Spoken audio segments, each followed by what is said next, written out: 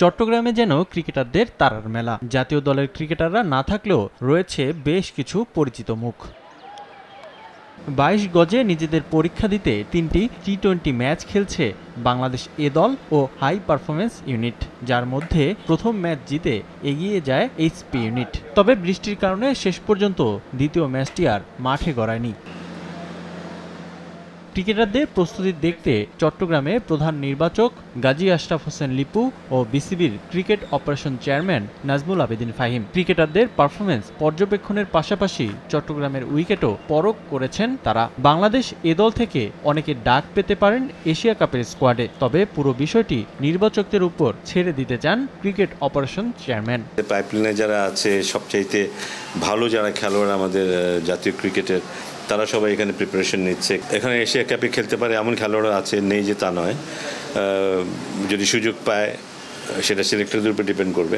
জিতুন লাখ টাকা ও ডানো প্যাকে ছবি ফিচারের সুযোগ। বিস্তারিত দেখুন আরলা ডানোর ফেসবুক পেজে। মিরপুর শেরে বাংলা আন্তর্জাতিক ক্রিকেট স্টেডিয়ামের উইকেট নিয়ে অসন্তোষ জানিয়ে আসছে ক্রিকেটাররা। তবে সদ্য সমাপ্ত পাকিস্তান সিরিজে মিরপুরের 22 গজের সমালোচনা ভয়াবহ রূপ নেয়। এবার বিষয়টি নিয়ে নড়ে চড়ে বসেছে বিসিবি। তাই মিরপুরের কিউরেটর গামিনী ডি সিলভাকে ঢাকার বাইরে সরিয়ে দেওয়ার আভাস দিচ্ছে বোর্ড। তাকে সরিয়ে নতুন করে মিরপুরে স্পোর্টিং উইকেট প্রস্তুত করতে চায় বিসিবি। সঙ্গে চট্টগ্রামের উইকেট নিয়ে সন্তোষ প্রকাশ করেছেন ক্রিকেট অপারেশনস চেয়ারম্যান। মিরপুরের উইকেটটা মোটেই স্যাটিসফ্যাক্টরি নয়, এটা আমরা সবাই স্বীকার করি। এটা যে প্রক্রিয়াতে প্রস্তুত করা হয় সেই প্রক্রিয়ার মধ্যে পরিবর্তন নিয়ে আসতে হবে হয়তো।